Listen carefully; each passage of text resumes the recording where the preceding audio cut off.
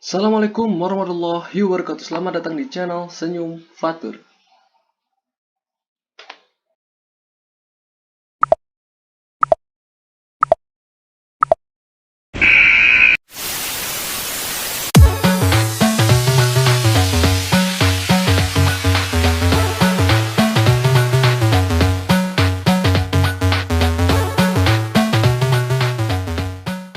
Bagaimana kabar anak-anak semua hari ini? Semoga anak-anak semua sehat selalu, tetap jaga kesehatan dan tetap jaga kebersihan ya. Dan di video pembelajaran kali ini, kembali lagi bersama Bapak yaitu Pak Fatur akan memberikan materi yang berharga dan berguna untuk anak-anak semua.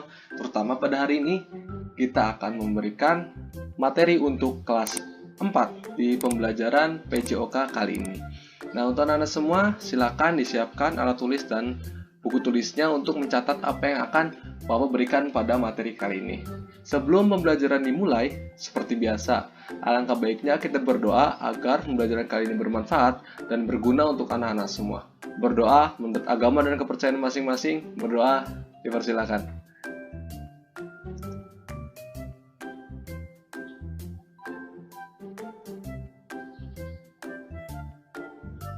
Berdoa cukup. Nah, kita lanjut ke pembelajarannya ya. Tapi sebelum itu kita lihat dulu nih anjuran dari pemerintah tentang protokol kesehatan yang harus terus digaungi dan harus terus kita patuhi selama pandemi masih ada. Ya, untuk kita, untuk keluarga dan untuk orang-orang di sekitar kita. Yuk kita tonton video berikut ini. Salam. Coronavirus atau yang lebih dikenal dengan COVID-19 adalah virus yang muncul di tahun 2019, lalu menyebar dengan cepat ke seluruh dunia dan menjadi pandemi. Perlu diupayakan langkah sistematis dan tepat untuk menahan laju penyebarannya agar tidak semakin meluas. Salah satunya dengan menerapkan protokol kesehatan secara disiplin oleh semua pihak. So pasti kita semua ingin pandemi ini segera usai kan? Lalu, apakah gerakan 5M itu? 5M adalah gerakan pencegahan COVID-19 yang dicetuskan pada tahun 2020, berisi 5 hal penting yang wajib diterapkan oleh kita semua. Karena kelima hal itu diawali dengan huruf M, makanya dinamakan 5M. Ayo kita cari tahu. Pertama, memakai masker. Ketika keluar rumah, sebaiknya memakai masker. Tidak hanya asal memakai masker loh ya. Oh, no, tidak. Bukan seperti itu cara memakainya. Pasang masker dengan benar. Eits, nggak gitu juga ya. Nah, gitu, baru cakep. Gunakan masker menutup sebagian wajah kita dari dagu sampai menutup mulut dan hidung. Serta, pastikan tidak ada celah antara wajah dan masker. Kedua, mencuci tangan. Sebelum memakai masker, sebaiknya terlebih dahulu mencuci tangan dengan bersih ya. Bukan mencuci tangan di ember cucian. Cucilah tangan secara merata di seluruh telapak tangan. Pakailah sabun dan cucilah tangan dengan air yang mengalir. Cucilah tangan sesering mungkin ketika hendak melakukan aktivitas apapun dan dimanapun. 3. Menjaga jarak. Karena suatu urusan yang penting, suatu saat kita terpaksa harus keluar rumah. Nah, yang harus diingat jika kita harus bertemu orang lain adalah tetap menjaga jarak minimal 1-2 meter ya. Tapi, jangan terlalu jauh juga gitu kali ya. Hehehe. Berikutnya, yang keempat, menjauhi kerumunan. Contohnya, jika kita diajak emak-emak tetangga untuk bergosip, sebaiknya ditolak. Karena dikhawatirkan corona akan tersebar saat kita berkerumun. Kan gak asik kalau ngegosip tetangga, udah dosa, kena COVID lagi. Duh, astagfirullahaladzim, jangan deh. Dan yang kelima, mari kita membatasi mobilitas dan interaksi. Apabila tidak ada kegiatan penting di luar rumah, maka lebih baik di rumah saja. Atau jika memungkinkan, kegiatan dilakukan secara online untuk mengurangi interaksi dan mobilitas. Untuk itulah dicanangkan gerakan 5M sebagai salah satu upaya strategis untuk meminimalisir penyebaran COVID-19 di Indonesia. Nah, itu tadi video terkait dengan protokol kesehatan yang dianjurkan oleh pemerintah. Ada 5. Yang pertama, memakai masker. Yang kedua, menjaga jarak. Yang ketiga, mencuci tangan dengan air yang mengalir. Yang keempat, mengurangi mobilitas. Dan yang kelima, menjauhi kerumunan. Dan untuk anak-anak semua, patuhi protokol kesehatan. Jangan sampai kita, keluarga, dan orang sekitar di rumah kita ataupun terdekat kita terpapar COVID. Jadi harus terus menjaga protokol kesehatan agar kita, keluarga, dan orang di sekitar kita terhindar dari COVID-19. Oke, kita balik lagi ke pembelajaran ya. Harus semangat hari ini dan jangan loyo karena kita harus terus belajar walaupun dari rumah ya. Kita lanjut ke materi. Nah, di sini terlihat ya ada seseorang yang sedang bermain permainan bola rounders. Nah, sama halnya seperti bola kasti, bola rounders itu termasuk ke dalam permainan bola kecil ya, termasuk juga ke dalam permainan bola kecil. Jadi anak-anak semua hari ini kita akan belajar pada permainan bola kecil seperti itu. Kita masuk ke gerak dasar lokomotor, non-lokomotor, dan manipulatif.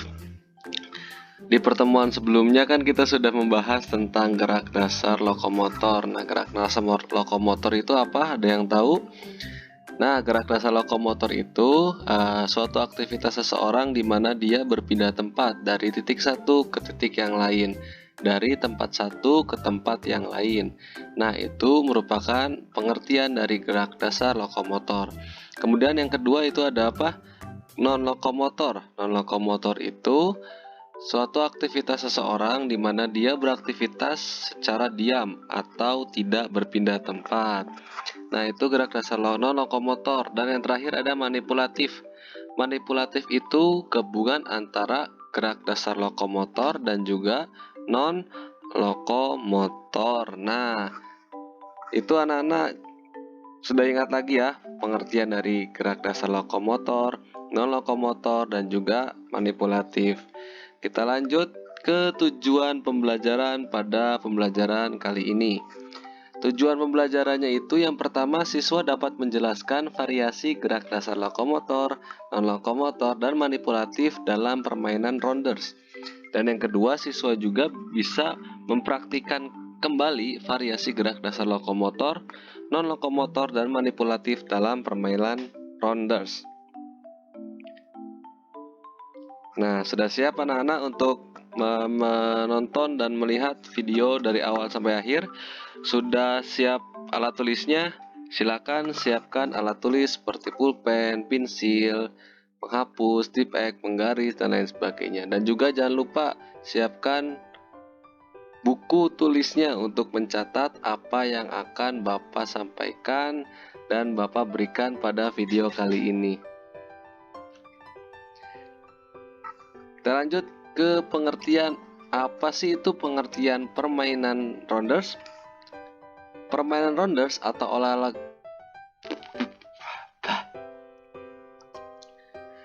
Nah, sekarang kita masuk ke pengertian rounders. Apa sih permainan rounders itu?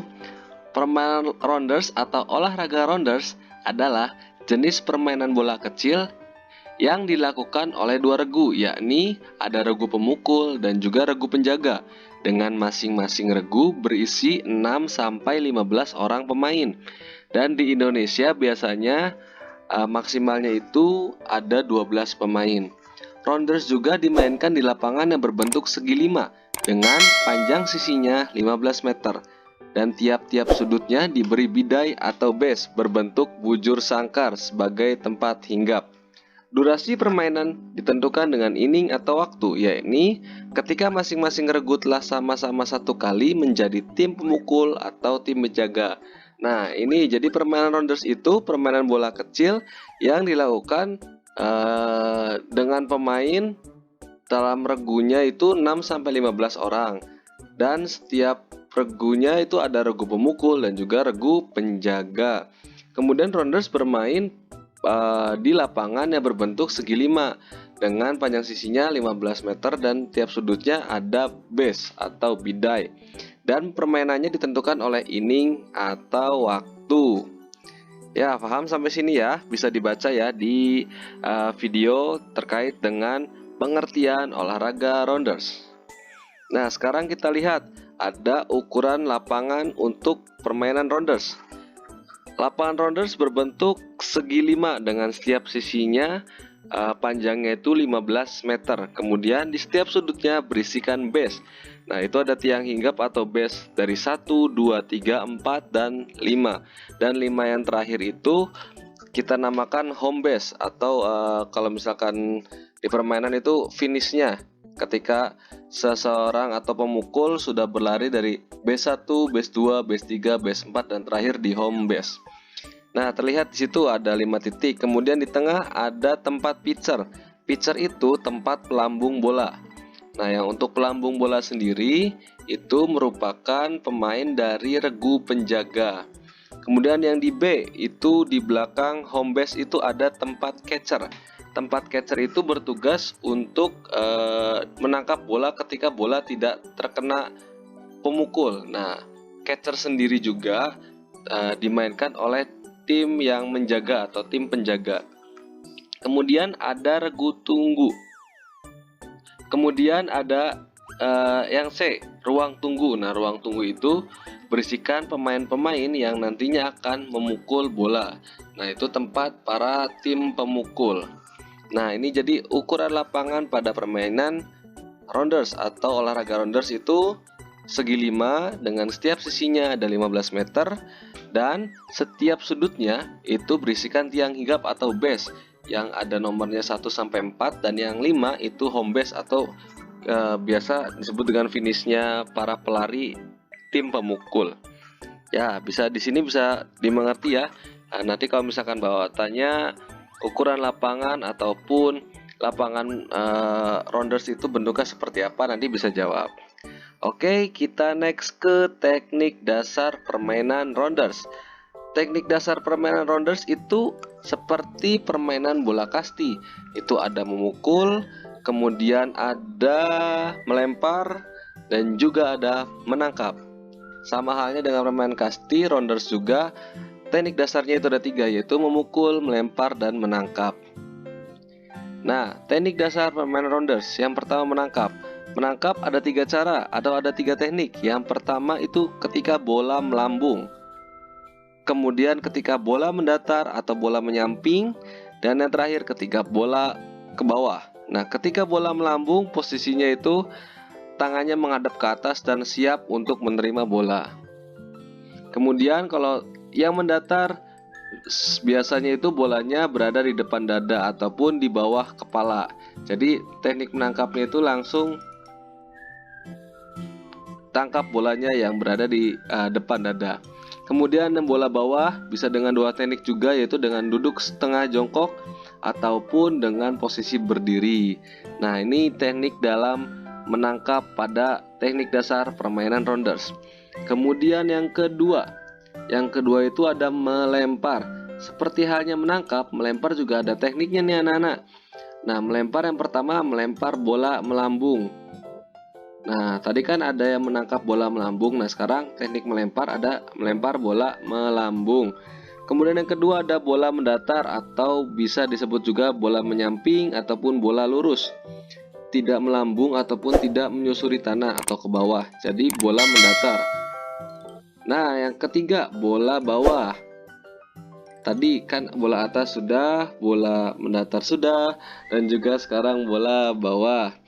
Menyusuri tanah bolanya. Nah, jadi tadi kan teknik menangkap ada yang menyusur tanah. Nah, sekarang ada melempar tekniknya yaitu bola bawah. Jadi nanti bolanya akan dilempar tidak melambung ataupun tidak mendatar gitu ya.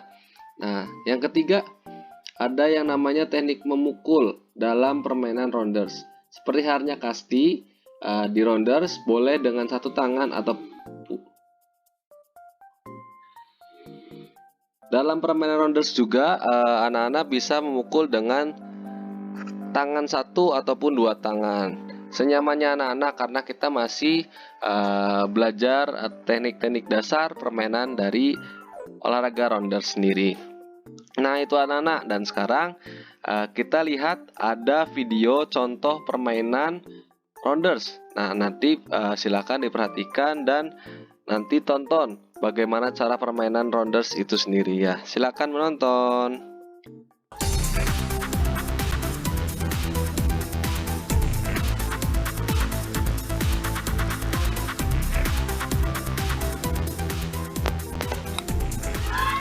Nah, ini anak-anak bisa dilihat ada dua tim yang sedang bermain permainan olahraga rounders dengan pukulan satu tangan. Ada tim pemukul, ada tim penjaga. Bisa dilihat ya, ketika sudah memukul berlari dari satu base ke base selanjutnya untuk mendapatkan poin. Nah, ada yang tim pemukul, ada tim penjaga, ada yang menangkap langsung bola, ada yang memukul bola, ada yang melempar, ada yang menjaga. Nah, dimainkan oleh dua regu, ada tim pemukul dan tim penjaga.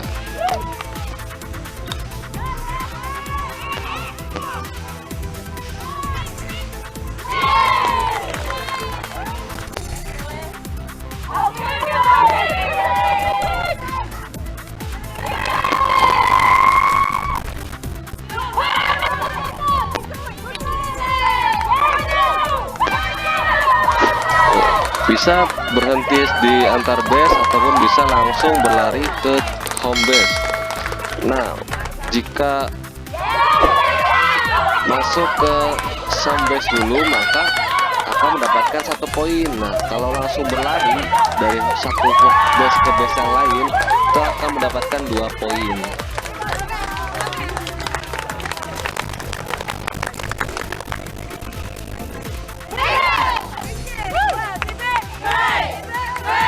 Nah, itu tadi bisa dilihat ya video terkait permainan bola rounders ataupun olahraga rounders.